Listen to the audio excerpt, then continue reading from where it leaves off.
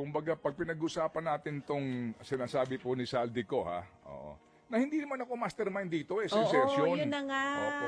Kaming lahat.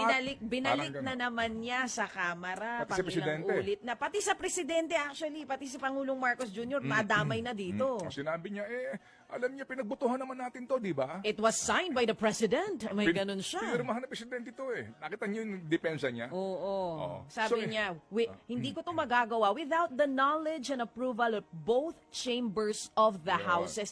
May punto siya. Alam mo yung ganong tinatawag nilang ka-corrupt na budget, isang tao lang ba gagawa nun? I have to agree with him. Hindi pwedeng mag-isa lang siya. Sabi ng mga dito, kinakampihan mo na si Saldico. Hindi ko siya kinakampihan. O banggitin mo doon yung pangalan ni Romualdez. Pinabanggit ko ngayon. Ayun na nga yung sinasabi ko kanina.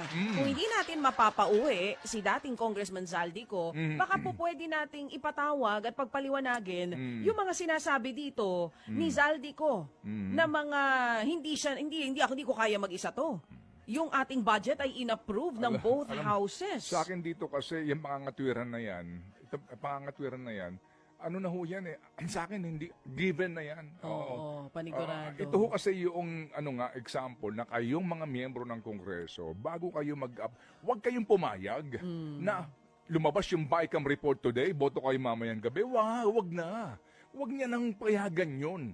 Para hindi na kayo masadlak sa ganito sitwasyon. Hindi kayo madamay. Ang punto ko dito ngayon, itabi na natin to tungkol dito sa insertions, bagamat yan po'y pupuntahan pa rin dapat nga, na magkaalaman, lalo na ho doon sa mga staff nitong mga small committee na ito, magsabi ng katotohanan, sino ba talaga itong mga taong ito. Dito talaga, bumalik ka rito dahil inaakusahan ka na hinahatiran ka ng mali-malitang cash. That's the point here. Yun po ang sa atin dito. Hindi lang po dito sa usapin po ng insertion na ito. Ang dalihong mga twiran dito na, hindi lang ako mag-isa niyan. Ay, oo naman. Hindi ko kaya gawin yan mag-isa. Pero hindi mo kayang buhati mag-isa ang 50 piraso ng maletang punong-puno ng pera. FM. Okay, sige. Pero kaya niya ba yun ubusin mag-isa? Ha? Oo. Sabi mo kasi hindi niya kayang buhatin. Kaya bang ubusin mag-isa? Kaya mong ubusin mag-isa. Oo. Palagay ko, Yung ganong kadami. kailangan mo ng mga katulong. Para mag-ubos kayo. Grabe, no? Ang problema nila sa dami nilang pera, paano uubusin yan? Alright. Oh, well,